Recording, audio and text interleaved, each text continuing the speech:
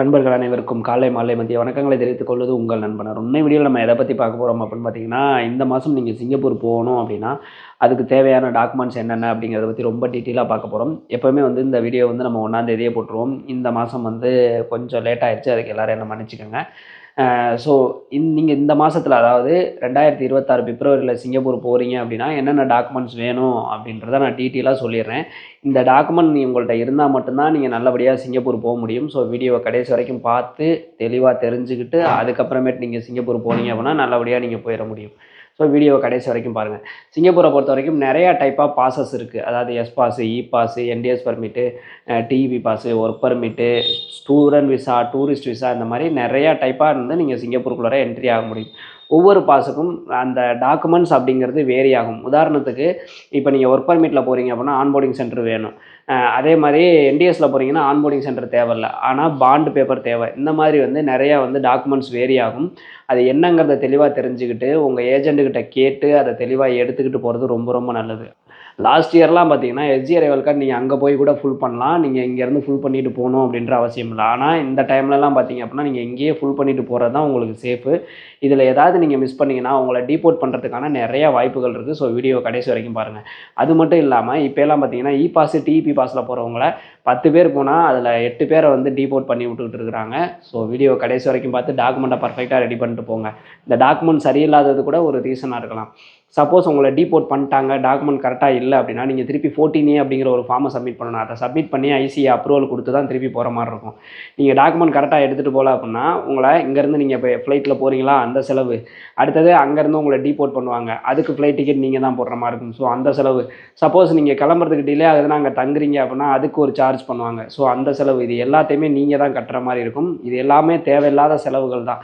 So இந்த செலவெல்லாம் நீங்கள் தவிர்க்கணும்னு நினச்சிங்கன்னா இந்த வீடியோ கடைசி வரைக்கும் பாருங்கள். இந்த மாதிரியான யூஸ்ஃபுல்லான இன்ஃபர்மேஷன்லாம் நீங்கள் தெரிஞ்சுக்கணும்னு நினச்சிங்கன்னா மறக்காம நம்ம சேனலை சப்ஸ்கிரைப் பண்ணி வச்சுக்கோங்க. நிறைய டைப் ஆஃப் பாசஸ் இருக்குது அப்படின்னு சொன்ன பார்த்தீங்களா, அதில் இ பாஸுக்கு எஸ் பாஸுக்கும் கிட்டத்தட்ட சேம் டாக்குமெண்ட்ஸ் தான் கேட்பாங்க. இப்போ மோஸ்ட்லி பார்த்தீங்க அப்படின்னா இ பாஸுக்கு முன்னாடியெல்லாம் நோ குவாலிஃபிகேஷனில் கூட அப்ளை பண்ணாங்க. இப்போதைக்கு ஆர்எம்ஐ இருந்தால் மட்டும்தான் மோஸ்ட்லி அப்ளை பண்ணுறாங்க. அதே மாதிரி ஆர்எம்ஐ இருந்தால் மட்டும்தான் அப்ரூவல் ஆகுது. நோ குவாலிஃபிகேஷன்லாம் இப்போ இ பாஸ் அப்ரூவல் ஆக மாட்டேங்குது. அதே மாதிரி இ பாஸில் ரொம்ப அதிகமாக சம்பளம் போடுறதாகவும் அதனாலே நிறைய பேரை டீபோர்ட் பண்ணுறதாகவும் நிறைய பேர் என்கிட்ட சொல்லியிருந்தாங்க. ஸோ உங்கள் இ பாஸ்லாம் ரொம்ப அதிகமாக சம்பளம் போட்டிருக்கு அப்படின்னா நீங்கள் உங்கள் ஏஜென்ட்டை பேசிக்கங்க. குறிப்பாக இப்போ இ பாஸில் அதிகமாக சம்பளம் போட்டிருக்கு, நீங்கள் உள்ளர போகிறீங்க அப்படின்னா உங்களை டீபோர்ட் பண்ணிட்டாங்கன்னா உங்கள் ஏஜென்ட் அமௌண்ட் உங்களுக்கு எவ்வளோ ரீஃபண்ட் பண்ணுவாங்கன்றதை தெரிஞ்சுக்கிட்டு அதுக்கப்புறம் போங்க. ஏன்னா யாருமே இங்கேருந்து சும்மா போகிறது கிடையாது, லட்சக்கணக்கில் பணம் கட்டி தான் போகிறீங்க. அப்படி உங்களை டீபோர்ட் பண்ணாங்கன்னா அமௌண்ட் ரீஃபண்ட் பண்ணுறதுல ப்ராப்ளம் இருந்துச்சு அப்படிங்கிற பட்சத்தில் நிறையா ப்ராப்ளமும் நீங்கள் ஃபேஸ் பண்ணுற மாதிரி இருக்கும். ஓகேங்களா? ஓகே, இ பாஸு எஸ் பாஸுக்கு என்னென்ன டாக்குமெண்ட் வேணும் அப்படின்னா கண்டிப்பாக ஐபி இருக்கணும். ஐபிஏ அப்படின்னா விசா தான். விசா இருக்கணும். அடுத்தது பார்த்தீங்க அப்படின்னா இப்போ ஆர்எம்ஐ கேட்குறாங்கன்னு சொன்னேன்ல இ பாஸுக்கு. ஸோ அந்த ஆர்எம்ஐ எடுத்து வச்சுக்கோங்க. உங்களுக்கு ஆர்எம்ஐ தேவைப்பட்டுச்சு அப்படின்னா டிஸ்பிளே தர நம்பருக்கு கால் பண்ணுங்கள், நம்ம சைட்லேருந்தே கம்மி ப்ரைஸில் எடுத்து கொடுப்போம். அடுத்தது பார்த்தீங்க அப்படின்னா வேக்சின் சர்டிஃபிகேட். இன்னுமே வேக்சின் சர்டிஃபிகேட் கேட்குறாங்களா அப்படின்னு கேட்டிங்கன்னா சிங்கப்பூர் ஏர்போர்ட்டில் பெருசாக கேட்குறது கிடையாது, இந்தியா ஏர்போர்ட்லேயுமே பெருசாக கேட்குறது இல்லை. ஆனால் உங்கள்கிட்ட வச்சுக்கிறது சேஃப். ஓகேங்களா? கட்டாயம் கிடையாது, ஆனால் இருந்துச்சு அப்படின்னா அதை பத்திரமா வச்சுக்கிறது சேஃபு. அடுத்தது பார்த்தீங்க அப்படின்னா பாஸ்போர்ட், ஒரிஜினல் பாஸ்போர்ட் கண்டிப்பாக இருக்கணும், டிக்கெட் இருக்கணும், எஸ்ஜி அரைவல் கார்டு இருக்கணும். ஃபைனலாக பார்த்தீங்க அப்படின்னா ரூம் ரிஜிஸ்டர் பண்ணியிருக்கிறது ரொம்ப ரொம்ப நல்லது. அங்கே போய்ட்டு நீங்கள் ரிஜிஸ்டர் பண்ணிக்கலாம் ரூமை, ஆனால் இங்கேருந்து நீங்கள் போகலே ரூமை ரிஜிஸ்டர் பண்ணியிருக்கிறது நல்லது. ஒரு சில கம்பெனிகள் பார்த்தீங்கன்னா அவங்களே ரிஜிஸ்டர் பண்ணி உங்களுக்கு ரூம் கொடுத்துருவாங்க. ஒரு சிலது நீங்கள் தான் ரூம் வெளியில் ஃபைன் பண்ணிக்கணும் அப்படிங்கிற மாதிரி சொல்லிடுவாங்க. அந்த மாதிரிலாம் ஃபைன் பண்ணிக்கிட்டா அது ரிஜிஸ்டர்டு ரூமாக இருக்கிறது ரொம்ப ரொம்ப பெட்டரு. ஸோ நீங்கள் கேட்டுக்கங்க. ரூம் ரிஜிஸ்டரை பற்றி மோஸ்ட்லி கேட்க மாட்டாங்க, இமிகிரேஷன் எல்லாம் கேட்க மாட்டாங்க. ஆனால் நீங்கள் எப்படி பார்த்தாலும் நீங்கள் போயிட்டு ஒரு குறிப்பிட்ட நாளைக்குள்ளார ரூம் ரிஜிஸ்டர் பண்ணலை அப்படின்னா உங்களுக்கு ப்ராப்ளம் ஆகும். அதனால ரிஜிஸ்டர் ரூம் பண்ணிக்கிறது, எம்ஓஎம்ல ரிஜிஸ்டர் பண்ணிக்கிறது ரொம்ப ரொம்ப பெட்டர். ஓகேங்களா? அடுத்தது பார்த்தீங்க அப்படின்னா என்டிஎஸ் பர்மிட்டுக்கு என்னென்ன டாக்குமெண்ட் வேணும் அப்படின்னா ஐபி வேணும். நான் ஏற்கனவே சொன்ன மாதிரி என்டிஎஸ் பர்மிட்டுக்கு பாண்டு பேப்பர் அப்படின்ற ஒன்று கேட்பாங்க. ஓகேங்களா? So IP, bond paper, vaccine certificate கட்டாயம் கிடையாது, original passport, ticket, SG arrival card. திரும்பவும் சொல்கிறேன், எஸ்ஜி அரைவல் கார்டை நீங்கள் அங்கே போய்ட்டு ஏர்போர்ட்டில் இறங்கி ஃபுல்லப் பண்ணிக்கலாம் அப்படின்னு சொல்லி யாராவது சொன்னாங்கன்னா கேட்காதீங்க. நீங்கள் கிளம்புறதுக்கு 2 நாள் முன்னாடியே ப்ராப்பராக எஸ்ஜி அரைவல் கார்டை சப்மிட் பண்ணுங்கள். எஸ்ஜி அரைவல் கார்டை நீங்கள் மிஸ்டேக் பண்ணீங்க அப்படின்னா ஆட்டோமேட்டிக் இமிகிரேஷன் ஓப்பன் ஆகாது, நீங்கள் உள்ளே போக முடியாது, உங்களை டீபோர்ட் பண்ணி விடுறதுக்கு நிறையா வாய்ப்புகள் இருக்குது. ஓகேவா? அடுத்தது பார்த்தீங்க அப்படின்னா டிஇபி பாஸை பொறுத்த வரைக்கும் 3 மாத விசா. டிஇபி பொறுத்த வரைக்கும் டிஇபியை பொறுத்த வரைக்கும் என்னென்ன டாக்குமெண்ட் வேணும் அப்படின்னு கேட்டிங்கன்னா IPA, vaccine certificate, ticket, passport, SG arrival card. ஓகேங்களா? வேக்சின் சர்டிஃபிகேட் கட்டாயம் கிடையாது. டிஇபி பாஸுக்கு இன்னொரு தடவை சொல்லிடுறேன், IPA, vaccine certificate, ticket, passport, SG arrival card. அதே மாதிரி பார்த்தீங்கன்னா நிறைய பேர் சொல்லுவாங்க எல்லாமே சாஃப்ட் காப்பியாக இருந்தால் மட்டும் போதும் அப்படிங்கிற மாதிரி சொல்லுவாங்க. தயவுசெய்து சாஃப்ட் காப்பி வேண்டாம்.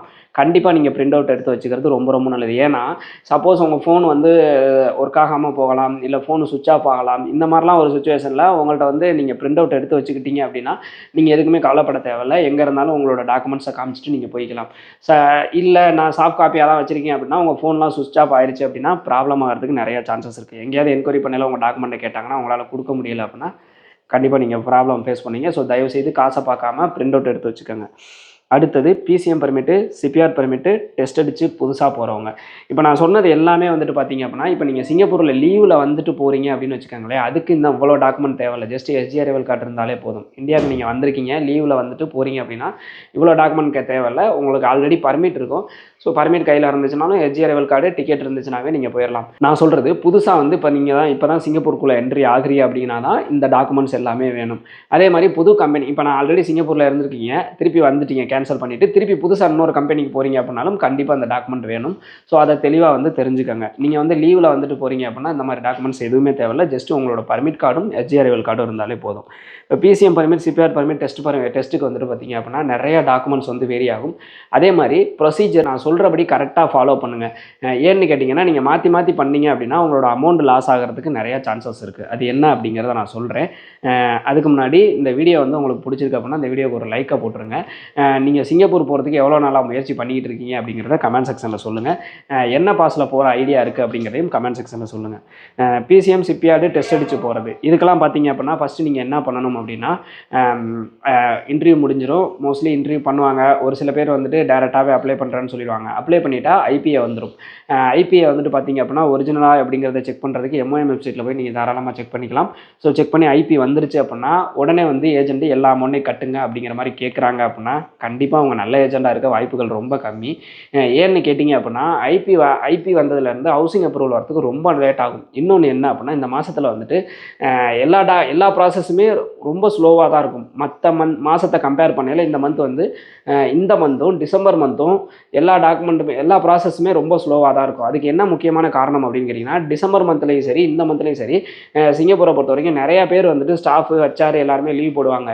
சைனீஸ் நியூ இயர் வர்றதுனால நிறையா வந்து லீவுகள் வந்து எடுப்பாங்க. டிசம்பர் மந்தில் அந்த இயர் எண்டில் வந்து லீவ் எடுப்பாங்க. அதே மாதிரி இந்த சைனீஸ் நியூ இயர்லேயும் சில கம்பெனிலாம் ஒரு வாரம் 10 நாள் கூட லீவ் விடுவாங்க. அப்படிங்கிற பட்சத்தில் உங்களுக்கு டாக்குமெண்ட் ப்ராசஸ் அப்படிங்கிறதே ஸ்லோவாக தான் இருக்கும். மோஸ்ட்லி நிறையா பேர் வந்துட்டு நமக்கு டெலகிராமில் மெசேஜ் பண்ணியிருக்காங்க.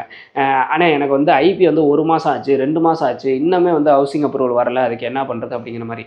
ஒரு உதாரணத்துக்கு நீங்கள் ஐபி வந்தோடனே நீங்கள் ஃபுல் அமௌண்ட்டே கட்டிடுறீங்க அப்படின்னா வட்டிக்கு வாங்கி கட்டுறீங்க, இல்லை பணத்தை ரெடி பண்ணி கட்டுறீங்கன்னா கிட்டத்தட்ட 1 மாதம் 1.5 மாதம்னு இந்த மாதிரி இழுத்துக்கிட்டு போகிறப்ப வீட்லேயும் கொஸ்டின் கேட்பாங்க. நீங்கள் வட்டியும் தேவையில்லாமல் எக்ஸ்ட்ரா இங்கே கட்டிகிட்டு இருக்க மாதிரி இருக்கும். அதனால் மோஸ்ட்லி நல்ல ஏஜென்ட்டுகள் யாராக இருந்தாலுமே டெஸ்ட் அடித்து நீங்கள் போகிறீங்க அப்படின்னா உங்களுக்கு ஐபி வந்துருச்சு அப்படின்னா உடனே ஃபுல் அமௌண்ட்டையும் கட்ட சொல்ல மாட்டாங்க. ஓகேங்களா? ஒரு 10,000 20,000 அந்த மாதிரி வந்து ஒரு அட்வான்ஸாக தான் போட சொல்லுவாங்க. ஸோ அதை கட்டுறதுல எந்த தப்புமே கிடையாது. ஏன்னா உங்களுக்கு ஐபி கொடுத்துட்டாங்க.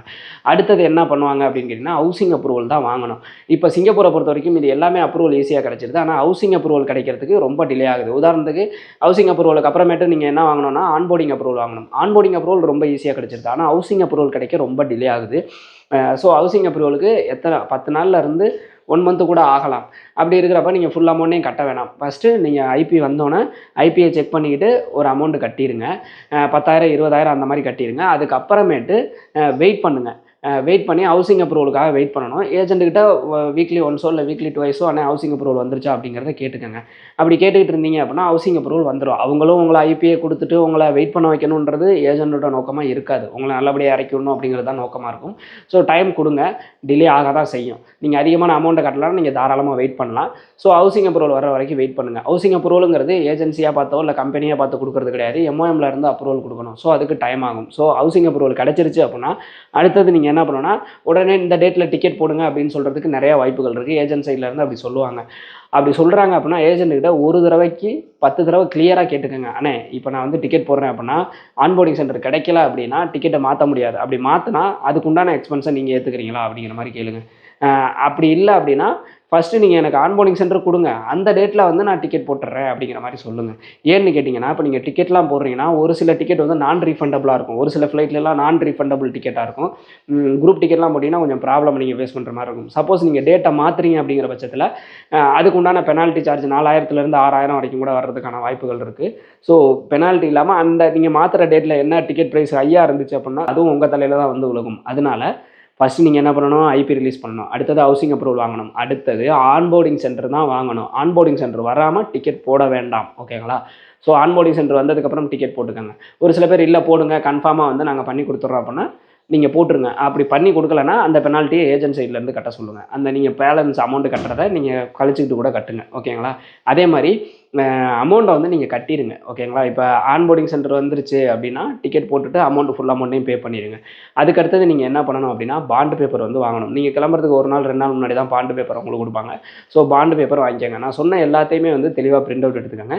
நீங்கள் கிளம்புறதுக்கு 2 நாளைக்கு முன்னாடி எஸ்ஜி அரைவல் கார்டும் வாங்கிக்கோங்க. வாங்கிட்டீங்க அப்படின்னா நீங்கள் நேராக சிங்கப்பூர் போயிடலாம். சிங்கப்பூர் போனோன்னா ஆன்போர்டிங் சென்டர் ஒன்று, ஒரு சில கம்பெனிகளே வந்து உங்களை கூட்டிகிட்டு போய் ஆன்போர்டிங் சென்டரில் வருவாங்க. ஒரு சில பேர் வந்து உங்களை டாக்ஸி எடுத்து நேராக போக சொல்லிடுவாங்க. ஸோ அப்படி டாக்ஸி எடுத்து போகிறதுக்கெல்லாம் அமௌண்ட் வந்து கையில் வச்சுக்கோங்க. ஆன்போர்டிங் சென்டர் போனீங்கன்னா அங்கே வந்து 2 நாள்லேருந்து 3 நாள் வரைக்குமே வந்து நீங்கள் ஆன்போர்டிங் சென்டரில் குவாரண்டைன் இருக்கிற மாதிரி இருக்கும். ஸோ அதை அங்கே கிளாஸ்லாம் எடுப்பாங்க. உங்களுக்கு வந்து மெடிக்கல் அங்கேயே முடிஞ்சிடும். அதுக்கப்புறமேட்டு தான் நீங்கள் ரூமுக்கு போகிற மாதிரி இருக்கும். போயிட்டு நீங்கள் வேலையை ஸ்டார்ட் பண்ணிடலாம். எஸ்ஓசி முடிக்காதவங்க எஸ்ஓசி கிளாஸ் போகிற மாதிரி இருக்கும். அதுக்கப்புறம் வேலைக்கு போகிற மாதிரி இருக்கும். எஸ்ஓசிலாம் வந்து இந்த வருஷத்துக்கு எவ்வளோ டஃப்பாக இருக்குது, எஸ்ஓசியில் எந்த மாதிரிலாம் கொஸ்டின் கேட்பாங்க அப்படிங்கிறத ஆல்ரெடி நான் வீடியோவாக போட்டிருக்கேன். மறக்காமல் போய் பார்த்துருங்க, ஓகேங்களா? திரும்பவும் சொல்கிறேன், பிசிஎம் சிப்பியார்டு டெஸ்ட் அடித்து போகிறவங்க புது ஐபியில் போகிறீங்க அப்படின்னா என்னென்ன டாக்குமெண்ட் வேணும்னா ஃபஸ்ட்டு ஐபி, ரெண்டாவது ஹவுசிங் அப்ரூவல், அடுத்தது ஆன்போர்டிங் சென்டர். ஆன்போர்டிங் சென்டர் வந்ததுக்கு அப்புறமேட்டு டிக்கெட்டு, ஆமாம், அப்புறமேட்டு வேக்சின் சர்டிஃபிகேட் கட்டாயம். மோஸ்ட்லி வந்து பார்த்தீங்க அப்படின்னா வேக்சின் சர்டிஃபிகேட் கேட்குறாங்க ஆன்போர்டிங் சென்டரில். ஸோ வேக்சின் சர்டிஃபிகேட் கண்டிப்பாக கையில் வச்சுக்கோங்க. மற்றதுக்கெலாம் வந்து வேக்சின் சர்டிஃபிகேட் கட்டாயம் கிடையாதுன்னு சொன்னேன். இதுக்கு வேக்சின் சர்டிஃபிகேட் வச்சுக்கோங்க. அடுத்தது passport, original passport, SG arrival card, bond paper. இந்த டாக்குமெண்ட் வந்து ப்ராப்பராக எல்லா டாக்குமெண்ட்டுமே பிரிண்ட் அவுட் எடுத்துக்கங்க. 8 டாக்குமெண்ட் வருது. ஸோ இந்த 8 டாக்குமெண்ட்டுமே ப்ராப்பராக பிரிண்ட் அவுட் எடுத்து வச்சுக்கணும், ஓகேங்களா? ஸோ இந்த மாதிரி நான் சொன்ன ஃபார்மேட்டில் ரெடி பண்ணி போனீங்கன்னா உங்களுக்கு அமௌண்ட்டும் லாஸ் ஆகாது, நல்லபடியாகவும் நீங்கள் சிங்கப்பூர் போயிடலாம், ஓகேங்களா? அடுத்தது ஸ்டூடெண்ட் பாஸு, டூரிஸ்ட் விசா, ஓகேங்களா? இது ரெண்டுமே வந்து கிட்டத்தட்ட வந்து ஒன்று தான். ஸ்டூடெண்ட் பாஸ்ன்றது லாங் டேர்ம் பாஸ். நீங்கள் படிக்கிறதுக்காக சிங்கப்பூர் போகிறீங்க அப்படின்னா என்னென்ன டாக்குமெண்ட் வேணும்னா விசா வேணும். அந்த நீங்கள் ஸ்டூடெண்ட் பாஸ் வந்து உங்களுக்கு அப்ரூவல் ஆகிருக்கும் பார்த்தீங்களா, நீங்கள் எந்த காலேஜில் படிக்க போகிறீங்களோ அந்த இது. அப்புறம் எஸ்ஜி அரைவல் கார்டு, நீங்கள் எங்கே வந்து ஸ்டே பண்ண போகிறீங்க அப்படிங்கிறத கண்டிப்பாக இமிக்ரேஷனில் கேட்கறதுக்கான வாய்ப்புகள் இருக்குது. அதனால் ரூம் டீட்டெயில்ஸ் எல்லாமே வச்சுக்கோங்க. ஸோ இது மாதிரி வந்துட்டு ஸ்டூடெண்ட் பாஸில் போகிறவங்களும் டூரிஸ்ட் விசாவும் இந்த இதில் இந்த ஃபார்மேட்டில் டாக்குமெண்ட் வச்சுக்கோங்க. Visa, SG arrival card, room booking, இது மட்டும் இருந்துச்சுனாவே போதும். நீங்கள் டூரிஸ்ட் விசாவில் போகிறீங்க அப்படின்னா என்ன பர்பஸுக்காக டூரிஸ்ட் விசாவில் போகிறீங்க அப்படிங்கிறதையும் தெரிஞ்சுக்கோங்க. ஏன்னா டூரிஸ்ட் விசாவில் நீங்கள் சுற்றி பார்க்க மட்டும்தான் போகணும், வேலைக்காக போகக்கூடாது. நீங்கள் வேலைக்கு தான் போகிறீங்க அப்படின்னு தெரிஞ்சால் உங்களை டிபோர்ட் பண்ணி விட்ருவாங்க. ஸோ திருப்பி சிங்கப்பூருக்குள்ள என்ட்ரியாவது ரொம்ப கஷ்டமாயிடும். ஸோ இதை விட டீட்டெயிலாக வந்து வேறு யாரும் வந்து டாக்குமெண்ட் டீட்டெயில்ஸ் சொல்ல முடியுமா அப்படிங்கிறது தெரில. ஸோ நம்ம தெளிவாகவே வந்து டாக்குமெண்ட் டீட்டெயில்ஸ்லாம் சொல்லிட்டோம். இந்த வீடியோ வந்து உங்களுக்கு யூஸ்ஃபுல்லாக இருக்குது அப்படின்னு நினச்சிங்கன்னா நம்ம சேனலை மறக்காமல் வந்து சப்ஸ்கிரைப் பண்ணி வச்சுக்கோங்க. அதே மாதிரி இந்த வீடியோக்கு ஒரு லைக்கை போட்டுருங்க. நம்மளோட அடுத்த வீடியோவில் இந்த மாதம், அதாவது 2026 பிப்ரவரியில் வந்துட்டு என்னென்ன ஜாப் வேகன்சிஸ் வரப்போகுது அப்படிங்கிறதையும் அதுக்கு நீங்கள் எப்படி ட்ரை பண்ணலாம் அப்படிங்கிறதையும் பார்க்க போகிறோம். யாராவது சிங்கப்பூருக்கோ இல்லை அரபு கண்ட்ரிக்கோ ஜாப் ட்ரை பண்ணிக்கிட்டு இருக்காங்க அப்படின்னா அவங்களுக்கு இந்த வீடியோவை ஷேர் பண்ணி விடுங்க. நம்ம சேனலை ஷேர் பண்ணி விட்டு அவங்களோட லைஃப்பில் விளக்கேற்றி வைங்க, ஓகேங்களா? இன்னும் ஒரு வீடியோவில் சந்திக்கும் வரை உங்களிடமிருந்து விடைபெறுவது உங்கள் நண்பன் அருண். பாய்.